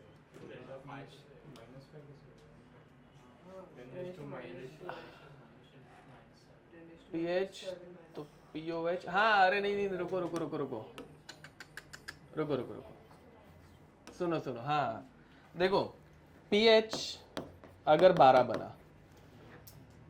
ठीक है, मतलब POH 2 बना, एक्चुअली अपने को POH के टर्म्स में देखना पड़ेगा, बताता हुआ देखो, तो POH अगर 2 बन रहा है तो कॉन्सेंट्रेशन ऑफ OH माइनस कितना हुआ, concentration of OH minus NaCl में 10⁻² हो ही नहीं सकता, नहीं वैसे नहीं, 10⁻² हो नहीं सकता, क्यों हो रहा है, बिकॉज 10⁻² H+ कम हो रहा है, ये समझे क्या। देखो न्यूट्रल सोल्यूशन में यहाँ पे OH माइनस बढ़ रहा था क्या NaCl के इलेक्ट्रोलाइसिस में? नहीं, यहाँ पे क्या हो रहा था, एक्चुअली H प्लस कम हो रहा था। तो अगर OH माइनस का कॉन्सेंट्रेशन 10⁻² हो रहा है, क्यों हो रहा है? बिकॉज 10⁻² H प्लस निकल गया है। फॉलोड? ठीक है, तो यहाँ पे 10⁻² आना चाहिए था। ठीक है, तो कितना हो गया? 6 वॉट यूनिट, हाँ मिलीमोल्स, मोल्स मत करना इसको, नहीं तो यहाँ पे गड़बड़ हो जाएगी। ml में यूज कर रहे हैं हम लोग, तो ये 6 मिलीमोल आ गए। अब 6 मिलीमोल H प्लस है भाई। अगेन H2 का n फैक्टर 2 रहता है, but right now we are dealing with H plus, तो H प्लस का n फैक्टर कितना लोगे? वो एग्जाम में तुम लोगों को खुद से समझ में आना चाहिए। ठीक है, O2 का क्वेश्चन रहेगा तो 4, बट O2 माइनस का होगा तो 2 वैसे। ठीक है, तो अभी यहाँ पे H प्लस का नंबर ऑफ मोल्स आ गए, एंड तुम लोगों को सिर्फ निकालना क्या है, current passing through the circuit करो 5 मिनट के लिए। तो देखो यहाँ पे 6 मिली मोल्स, तो number of moles is equal to IT by NF। ठीक है, नंबर ऑफ मोल आए 6 इंटू 10⁻³ मिलीमोल्स में, उसको मोल्स में कन्वर्ट कर रहा हूँ, और एल्स जो करंट आएगा वो मिली एम्पियर में आएगा, तो जैसा चाहिए वैसे ले लो, कुछ फर्क नहीं पड़ता। ठीक है, एंड फिर बाद में I इंटू टाइम दिया है 300 सेकेंड्स अपॉन n कितना दिया हुआ है 1 इंटू 96,500। ठीक है, 6 1 6 200 सा क्या क्या चलो, रुको एक मिनट, 3 से डिवाइड करना पड़ेगा, मैंने उल्टा किया। हाँ रुको भाई, तो यहाँ पे 300, 0 0 काट, 0 0 काट, 3 1 3 2 ज़ा। ठीक है, 2 से इसको मल्टीप्लाई कर दो तो आंसर आता है 13 कितना आ रहा है बताओ, कितना 1930। Okay, 1930 into 10⁻³ is equal to I, मतलब 1.93 का राउंड ऑफ करके आंसर क्या आएगा 2। समझे? नेक्स्ट, ये नहीं, ये भी नहीं। Bye the way non equation के क्वेश्चंस बहुत सारे आते हैं, ये लो ये वाले क्वेश्चन सॉल्व करो जल्दी। शॉर्ट में क्वेश्चन लिख के रखना। AlCl3 is electrolyzed for 30 minutes using 2 ampere current. The amount of aluminum deposited is, ठीक है, जल्दी करो। ऐसे शॉर्ट में लिखना भाई, AlCl3 current 30 minutes, sorry 2 ampere, time 30 minutes, molar mass 27 and W of aluminium is equal to question mark. ठीक है, डेटा के फॉर्म में क्वेश्चन लिखा करो, पूरा लिखते नहीं बैठने का। देखते हैं, चलो एड्रेस करेंगे option A, option A, option B, option C, option D. Okay, B के लिए सबसे ज्यादा हैंड रेज हुए थे, चेक करते हैं, B is the correct answer. ठीक है, सॉल्व करके दिखाने की जरूरत है मुझे। ये क्या 1/3 दिख रहा है ना भाई, 0.33 1/3 आ रहा है। ठीक है, आगे बढ़े। नेक्स्ट हेडिंग लिखेंगे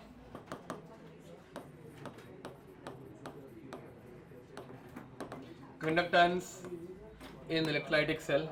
ठीक है, ध्यान दो भाई, कंडक्टेंस दो टाइप के रहते हैं, एक रहता है electronic conductance, electronic conductance, and दूसरा होता है आयनिक कंडक्टेंस। ठीक है, इलेक्ट्रॉनिक कंडक्टेंस किस में दिखता है? मेटल में दिखता है। Very nice. तो इलेक्ट्रॉनिक कंडक्टेंस जो तुम लोग फिजिक्स में पढ़ते हो, ऑब्जर्व्ड इन मेटल्स, एंड आयनिक किस में दिखेगा? करेक्ट, इलेक्ट्रोलाइट्स में दिखेगा। इलेक्ट्रॉनिक कंडक्टेंस में चार्ज कैरियर कौन रहता है? यस, तो यहाँ पे चार्ज कैरियर जो रहता है वो इलेक्ट्रॉन रहता है। आयनिक कंडक्टेंस में चार्ज कैरियर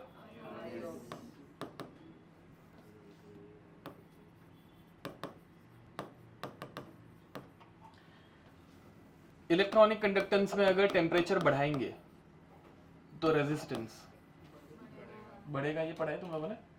ओके, तो अगर इलेक्ट्रॉनिक कंडक्टेंस में टेम्परेचर बढ़ाते हैं तो रेजिस्टेंस बढ़ता है। यहाँ पे आयनिक कंडक्टेंस में अगर टेम्परेचर बढ़ाऊंगा तो आयनिक मोबिलिटी बढ़ेगी। आयनिक मोबिलिटी अगर बढ़ेगी तो कंडक्टेंस बढ़ेगा। एंड अगर कंडक्टेंस बढ़ रहा है तो रेजिस्टेंस कम हो रहा है। तो यहाँ पे उल्टा होता है, टेम्परेचर बढ़ाएंगे तो रेजिस्टेंस कम होते जाता है। ठीक है, चलो अब यहाँ पे हम लोग कुछ टर्म्स पढ़ने वाले हैं। ठीक है, कौन से तो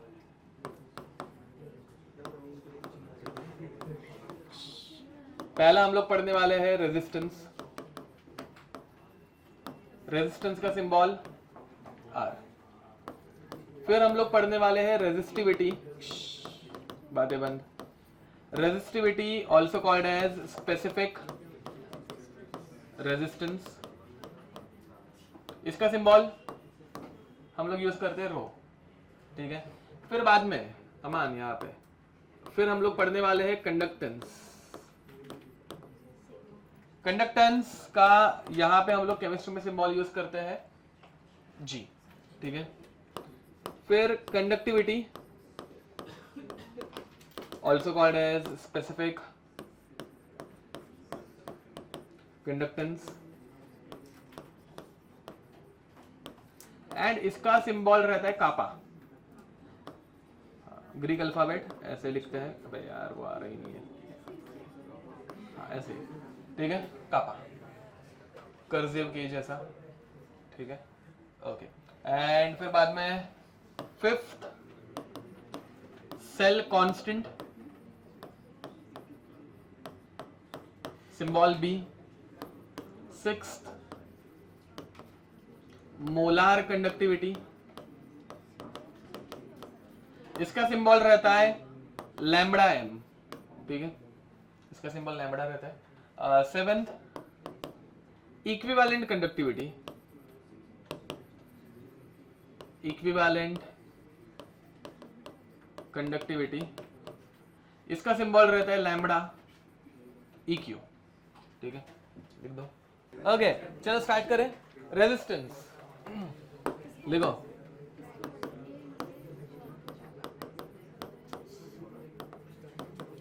बताओ बे, किस वायर में ज्यादा रेजिस्टेंस आएगा?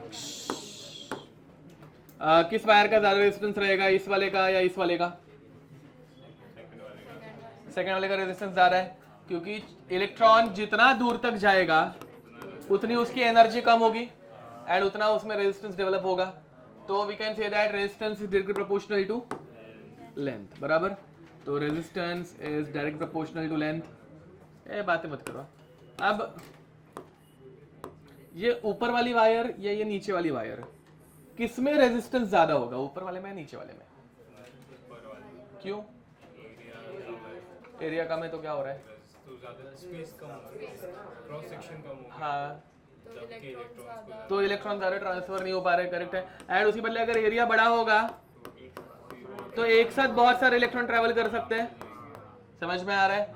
तो किसमें कंडक्टेंस ज्यादा होगा? ऑब्वियसली नीचे वाले में कंडक्टेंस ज्यादा होगा, ज्यादा इलेक्ट्रॉन ट्रांसफर हो पा रहे हैं। एंड ऊपर वाले में रेजिस्टेंस ज्यादा होगा बिकॉज कम इलेक्ट्रॉन ट्रांसफर हो पा रहे हैं। तो we can say that resistance is inversely proportional to area. इन दोनों को कंबाइन कर दिया तो directly proportional to length, inversely proportional to area, and therefore resistance is equal to rho L A, where rho is called as constant of resistance या फिर constant of resistivity, also called as specific resistance. ठीक है, what is the unit of resistance?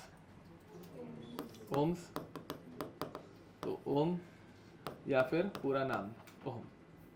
ठीक है, चलो second resistivity. अब हो गया वही रेजिस्टिविटी रो,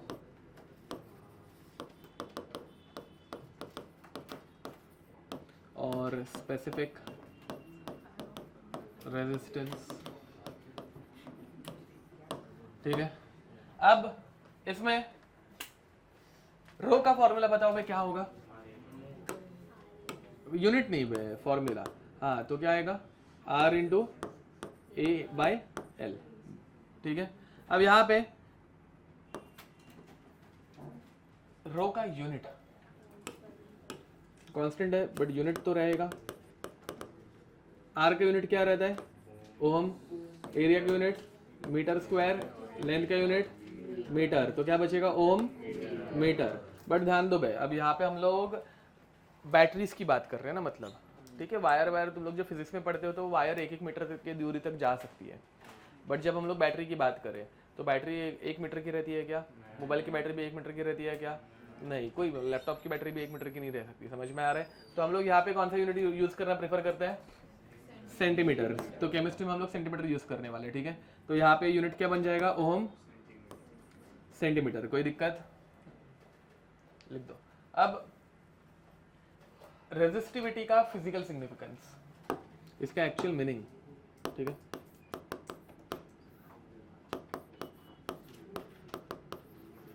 फिजिकल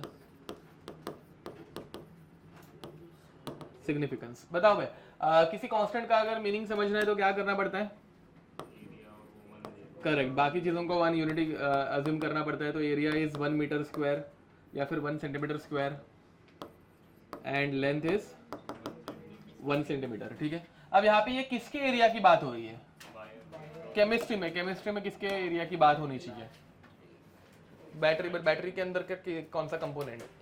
इलेक्ट्रोड, ठीक है। तो यहाँ पे हम लोग इलेक्ट्रोड की बात करेंगे, ठीक है। तो इलेक्ट्रोड का जो एरिया है वो कितना होना चाहिए? ठीक है, 1 centimetre bye 1 centimetre square and length of what? नहीं, वो तो हो गया ना, लेंथ ब्रेड्थ या फिर हाइट एंड ब्रेड्थ ले ली।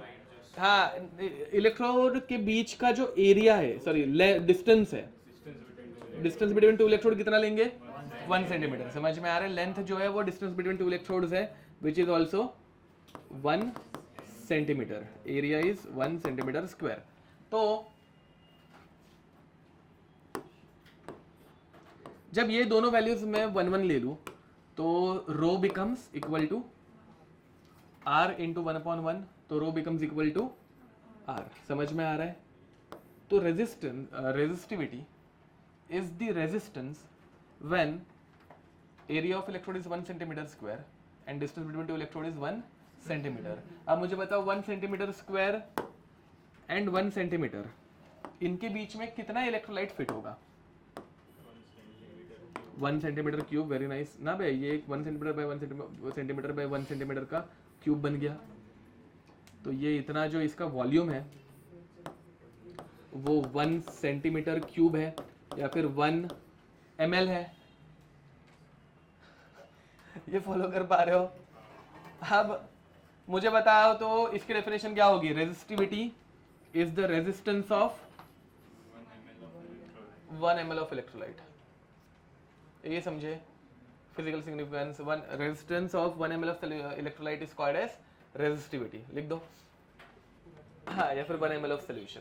इसमें फिजिकल सिग्निफिकेंस में फाइनल लिखना, resistivity is resistance of 1 ml of electrolyte. Resistivity is therefore resistivity is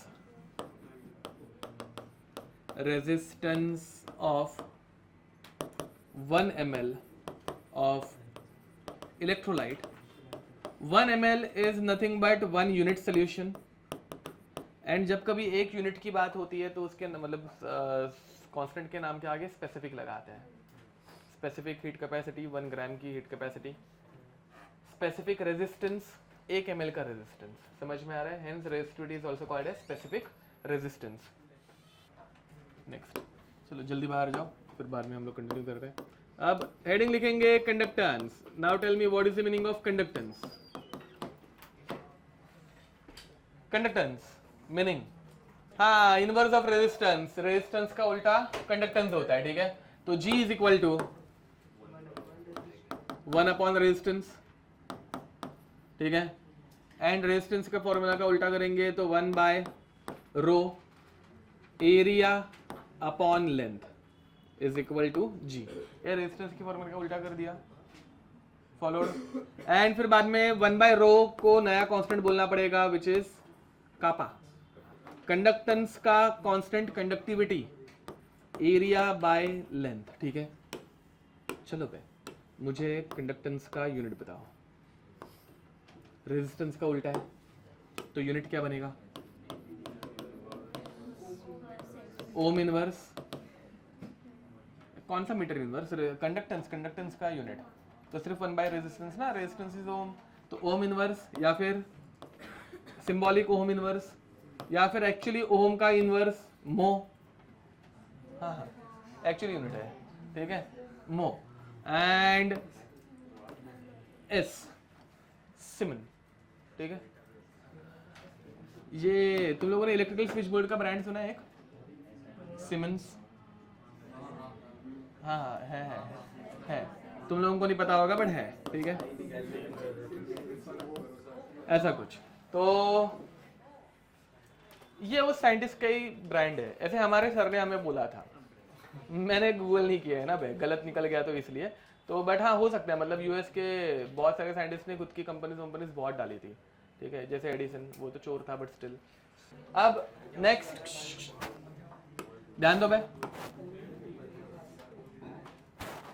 इसके बाद fourth conductivity, conductivity kappa. Now tell me what is the formula of kappa? G into L by A, बराबर।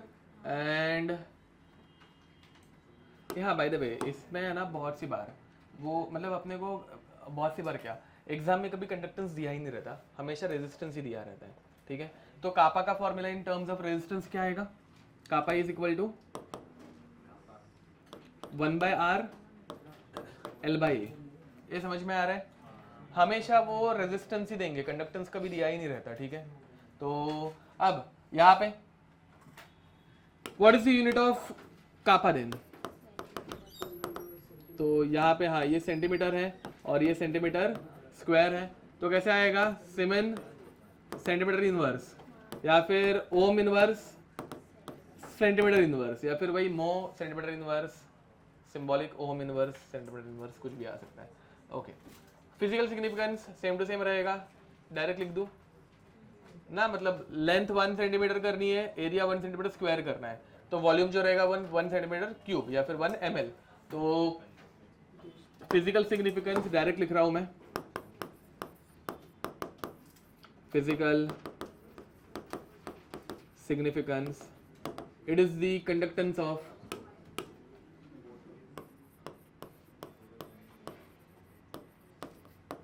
(1 ml of electrolyte), ठीक है, 1 ml of electrolyte।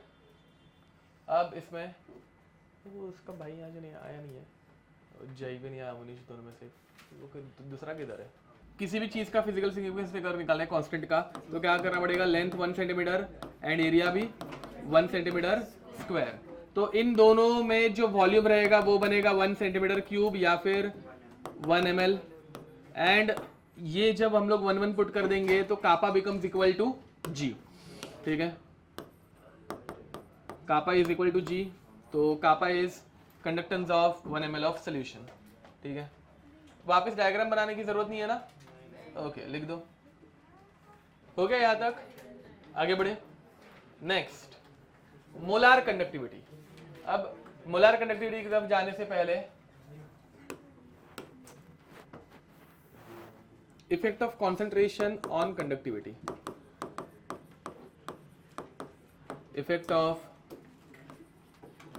Concentration on conductivity. ध्यान दो भाई, conductivity की definition क्या थी? Conductance of 1 ml solution. अब देखो मेरे पास दो 1 ml के सोल्यूशन है, एक 1 ml सोल्यूशन HCl का है एंड दूसरा 1 ml सोल्यूशन भी HCl का है। बातें बंद।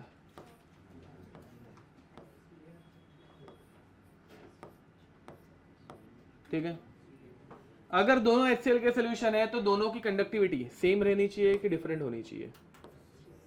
सेम होनी चाहिए। बट अगर मैं अभी बोलूँ इसका कॉन्सेंट्रेशन है 0.1 मोलार HCl एंड इस वाले का कॉन्सेंट्रेशन है 1 मोलार HCl, दोनों की कंडक्टिविटी सेम होगी या डिफरेंट होगी?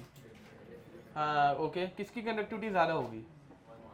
1 मोलार की। ओके, दोनों का वॉल्यूम सेम है 1 ml, बट 1 मोलार की कंडक्टिविटी ज़्यादा होगी। ओके, क्यों ज़्यादा होगी?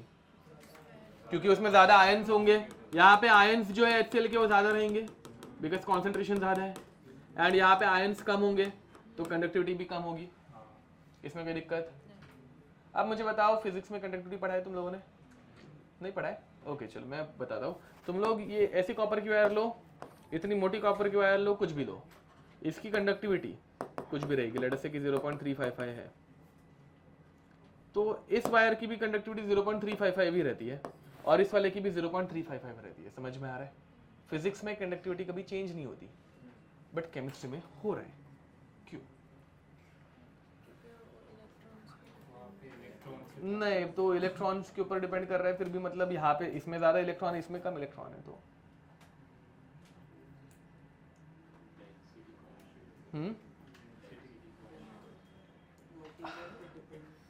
बट मटेरियल के ऊपर डिपेंड कर रहे हैं, तो ये भी तो मटेरियल है, HCl भी एक मटेरियल ही है। नहीं, बट केमिस्ट्री में कौन सी डेंसिटी कभी यूज की है? केमिस्ट्री कॉन्सेंट्रेशन क्या किधर?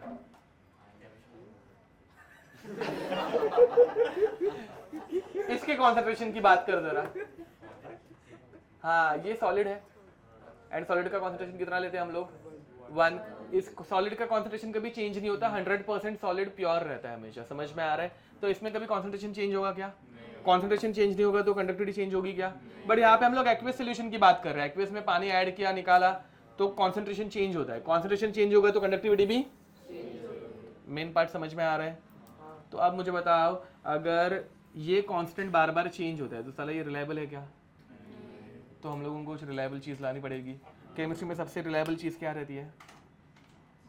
मोल। समझ में आ रहा है? इसलिए हम लोग कंडक्टिविटी यूज़ नहीं करते, हम लोग कौन सी कंडक्टिविटी यूज़ करेंगे? Molar conductivity. फॉलोड। मुझे बताओ, what is the meaning of molar mass? Mass of 1 mole. Molar volume. Molar conductivity. Conductance of 1 मोल। समझ में आ रहा है? लिख दो ये, मतलब इफेक्ट ऑफ टेम्परेचर लिख देना एंड इसका रीजन खुद के वर्ड्स में लिख देना कि conductivity increases as number of ions increases. ठीक है, तो नेक्स्ट मोलार कंडक्टिविटी, हेडिंग लिखेंगे molar conductivity. 6th molar conductivity.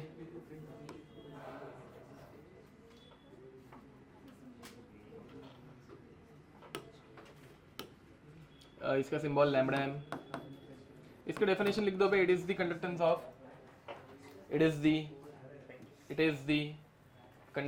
Of conductance of 1 mole of electrolyte, 1 mole of electrolyte in a solution of volume V. 1 mole of electrolyte in a solution of volume V. अब यहाँ पे एक दिक्कत आ जाती है, सी ये 1 मोल का सिर्फ नहीं है, 1 मोल इन एनी वॉल्यूम V। ठीक है, मतलब 1 मोल इन 1 लीटर होता है 1 मोलार, 1 मोल इन 2 लीटर बन जाएगा 0.5 मोलार, 1 मोल इन 3 लीटर 0.33 मोलार। समझ में आ रहा है? तो यहाँ पे हम लोग सिर्फ नंबर ऑफ मोल्स से काउंट नहीं कर सकते। क्या करना पड़ेगा? ये किसका है? हम लोग सिर्फ नंबर ऑफ मोल्स से काउंट नहीं कर सकते, हम लोगों को क्या लेना पड़ेगा? कॉन्सेंट्रेशन। ये समझ में आ रहा है? मतलब number of moles upon volume which is concentration. तो इसका फॉर्मूला बन जाता है lambda M is equal to kappa divided by concentration. समझे? ध्यान दो भाई, यहाँ पे एक यूनिट में दिक्कत आ जाती है, लास्ट बेंचेस। अब what is the unit of kappa? अभी थोड़ी देर पहले हम लोगों ने डिसाइड किया है ohms, ohm inverse, centimetre inverse की सेंटीमीटर इनवर्स ना। हाँ, अब what is the unit of concentration? हाँ, मोल पर लीटर। अब यहाँ पे एक दिक्कत आ रही है, C mole per litre can also be written as और mole DM cube inverse, mole per DM cube. ऊपर सेंटीमीटर्स इनवर्स है, नीचे डीएम क्यूब इनवर्स है, दोनों यूनिट मैच कर रहे हैं क्या? नहीं कर रहे। समझ में आ रहा है? तो अभी अपने को इसको चेंज करना पड़ेगा। पहली बात मुझे बताओ, 1 litre is equal to how many ml? 1000 ml। 1 litre is called as DM cube, ml is called as, समझे? तो 1 DM cube is equal to 10³ centimetre cube. इसमें कोई दिक्कत? बट हम लोगों को डीएम क्यूब नहीं चाहिए, हमें क्या चाहिए? डीएम क्यूब इनवर्स, ठीक है। तो 1 DM cube inverse is equal to, समझा? तो डीएम क्यूब इनवर्स को अगर मुझे कन्वर्ट करना है तो मुझे 10⁻³ से मल्टीप्लाई करना पड़ता है। तो lambda M is equal to kappa upon concentration into 10⁻³ and अब यूनिट बन रहे हैं सारे के सारे सेम। ऊपर आ रहा है ओम इनवर्स सेंटीमीटर इनवर्स, नीचे आ रहा है मोल पर सेंटीमीटर क्यूब, ठीक है।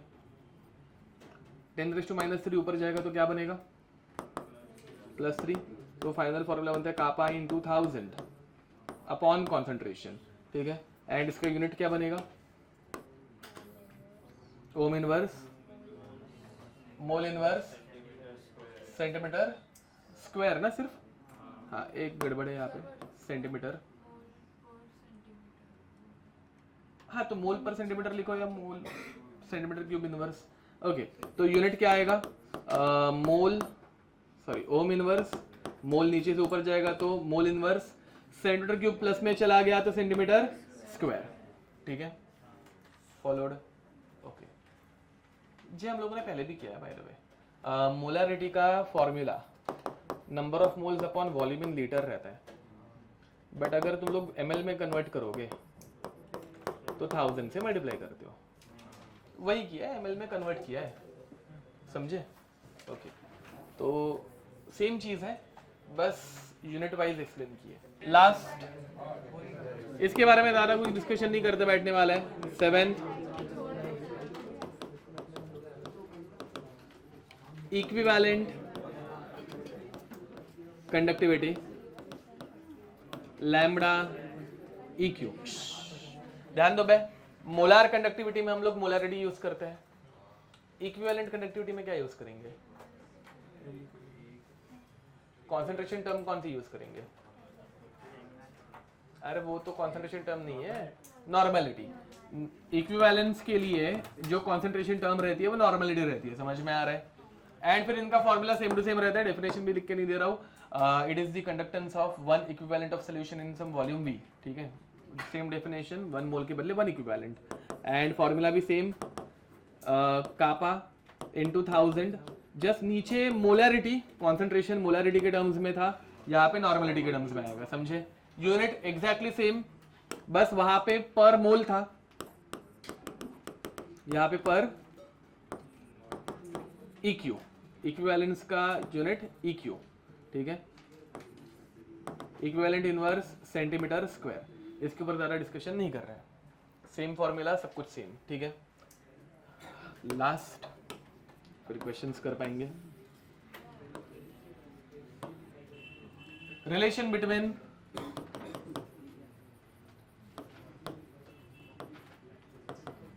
Lambda m and lambda n, normality and molarity के बीच का रिलेशन बताओ।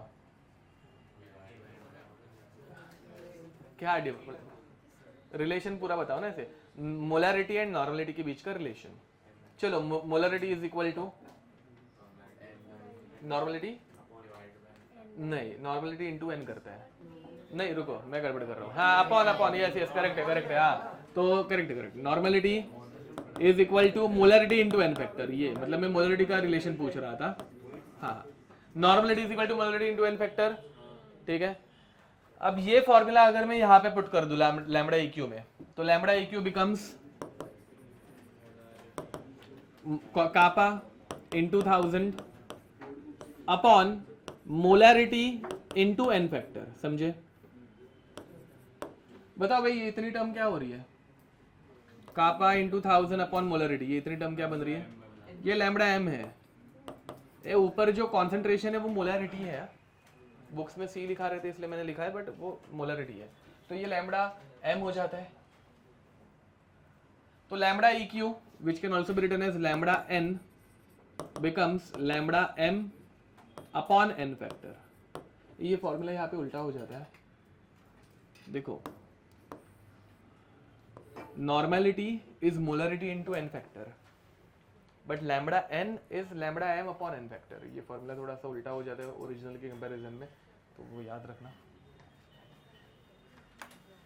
अब डायरेक्ट पीवाईक्यूज करते हैं, मस्त है, आधा घंटा बाकी है, 7-8 पीवाईक्यूज उड़ाते हैं फिर खत्म करेंगे।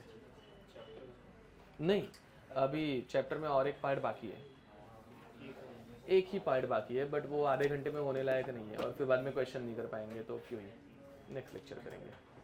नेक्स्ट लेक्चर कॉन्सेंट्रेशन टर्म्स अच्छे से रिवाइज करके आना। हाँ मतलब कल ही, ओके। अच्छे से रिवाइज मतलब फॉर्मूलाज देख के आने हैं। बे क्या पढ़ाया था लास्ट टू लास्ट, मतलब लास्ट टू लास्ट लेक्चर नहीं, मतलब मूल कॉन्सेप्ट के लास्ट लेक्चर में, ठीक है वैसा। चलो अब यहाँ पे चलो ये क्वेश्चन एक्चुअली मैं तुम लोगों को हेल्प कर देता हूँ, क्योंकि ये नेक्स्ट लेक्चर कॉन्सेंट्रेशन टर्म्स होंगे, इसलिए उन्होंने दिया क्या है बताओ, पहले डेटा बताओ मुझे, क्या दिया हुआ है? लैम्बडा एम दिया हुआ है।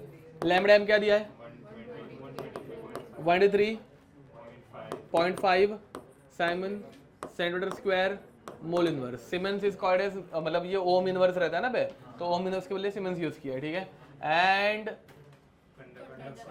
कंडक्टेंस भी देके रखा है, कापा इज इक्वल टू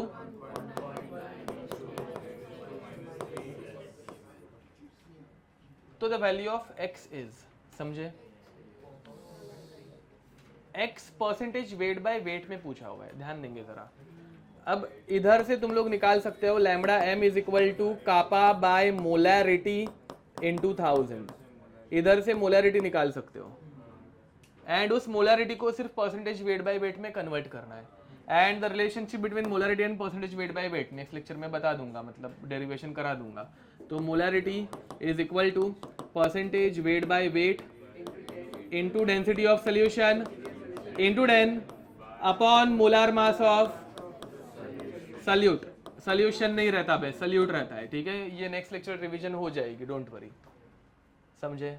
तो यहाँ पे दो चीज़ें, अगर देखोगे ना अभी मेंस के सारे क्वेश्चन दो चैप्टर को मिक्स करके या फिर दो मिनिमम फार्मूलाज के ऊपर ही आ रहे हैं, ऐसे सिंगल फार्मूला वाले बहुत कम ही आ रहे हैं, ठीक है। और ये गलती से हम लोगों ने 2026 का ही क्वेश्चन ले लिया, ये एक करते हैं फिर बाद में दूसरे ईयर के करेंगे, ठीक है। 2025 से स्टार्ट करेंगे वापस। तो पहले चलो निकालो मोलैरिटी एंड फिर बाद में यहाँ पे जाओ, अच्छे से करके रखना। बेसिक फार्मूलाज है भाई ये, मतलब डायरेक्ट फार्मूला बेस्ड ही है वैसे देखा जाए तो, बट दो अलग अलग चैप्टर के फार्मूलाज, ठीक है। ये आयनिक मोबिलिटी के ऑर्डर पूछे इन शॉर्ट। यहाँ पे correct order of molar conductivity, limiting molar conductivity मतलब हाईएस्ट मोलर कंडक्टिविटी, जो बाद में मतलब नेक्स्ट लेक्चर में कवर कराऊंगा, बट मोलर कंडक्टिविटी की ऑर्डर पूछिए। हाईएस्ट मोलर कंडक्टिविटी किसकी रहती है बे? H+ की रहती है। H+ के बाद किसकी रहती है? Na+ या K+? ओके, तो यहाँ पे ये आयनिक कम मीडियम है, आयनिक नहीं क्या बोलते हैं, एक्वेस मीडियम में है। एक्वेस मीडियम में मैंने केमिकल बॉन्डिंग में एक बार पढ़ाया था कि Na+ की साइज बड़ी हो जाती है एंड K+ छोटा रहता है बिकॉज ऑफ हाइड्रेशन, याद है कुछ, जिसकी वजह से K+ की आयनिक मोबिलिटी ज्यादा रहती है। तो सब में H+ तो वो तो मतलब एक ये वाला निकल गया। अब K+ Na+ से ज्यादा वाले कौन से ऑप्शंस है? खत्म, समझा। Bye the way Ca2+ and Mg2+ के आयनिक कंडक्टिविटी में Ca2 ये 2+ वाले ज्यादा क्यों है? हाई चार्ज ज्यादा होगा तो कंडक्टेंस भी ज्यादा होगा ना बे, समझे। तो ये केमिकल बॉन्डिंग के वो पार्ट को, और इधर H+ हम लोगों ने यहाँ पे H+ हाईएस्ट रहता है वो लिखा था, वहाँ पे केमिकल बॉन्डिंग में मतलब K+ एंड Na+ का दिखा था, दोनों को क्लब करके ही है, ठीक है। एक सिंगल चैप्टर से कोई आंसर नहीं आ रहा, ठीक है। ये परसेंटेज वेट बाय वॉल्यूम वाला है, बाकी सब कुछ क्वेश्चन सेम ही लग रहा है। रेजिस्टिविटी दी है, molar conductivity of the solution. चलो ये करो, कापा निकालना है, बट यहाँ पे कापा निकालने के लिए क्या फॉर्मूला यूज करोगे? कापा निकालने के लिए क्या यूज करोगे? हाँ, कापा इज 1 बाय रेजिस्टिविटी, समझे क्या, ये यूज करो। एंड फिर बाद में मोलर कंडक्टिविटी पूछा है which is kappa by molarity, तो ये बनेगा 1 upon resistivity into molarity. What is the formula for molarity in terms of percentage weight by volume? तो percentage weight by volume into 10 by molar mass, समझे। तो ये बन जाएगा percentage weight by volume into 10 upon molar mass. Upon का molar mass ऊपर चला गया एंड बस एक सिंगल फॉर्मूला में तुम लोगों को आंसर मिल जाएगा, ये समझे।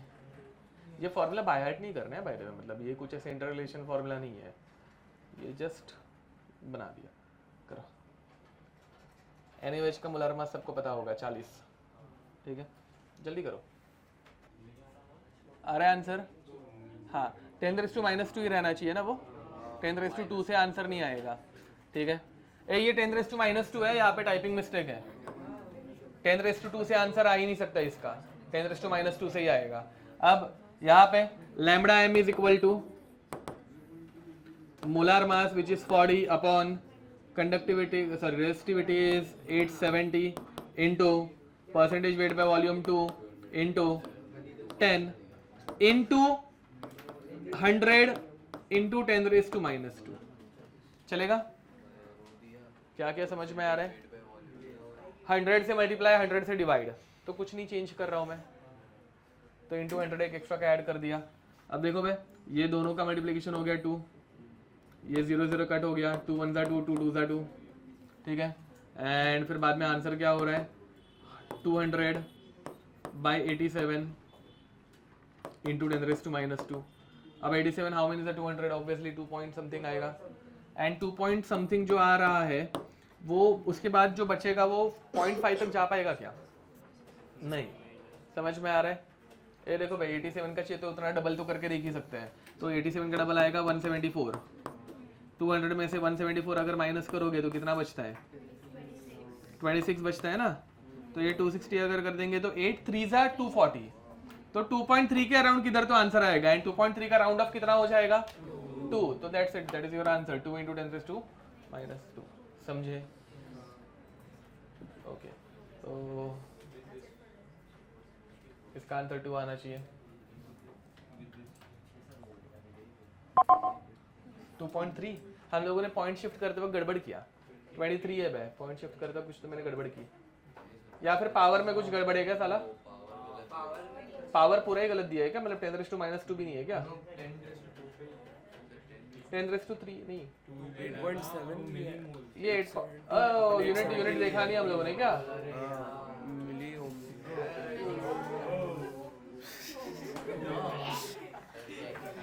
10⁻² ही है बट मिली ओम्स में है, हाँ, यूनिट ही नहीं देखा हम लोगों ने, गलत हुआ भाई। चलो ठीक है, अब मिली ओम्स है और वो मीटर में है, वो सब उल्टा सुल्टा, हम लोगों ने यूनिट्स देखे ही नहीं किधर भी एक्चुअली। और मिली ओम्स से भी कुछ फर्क नहीं पड़ रहा है, ये मिली सीमेंस में ही है। मीटर एंड डीएम क्यूब में गड़बड़ की हम लोगों ने, यहाँ पे मीटर है, यहाँ पे डीएम क्यूब है साला, ठीक है। चलो कोई नहीं, होता है आगे।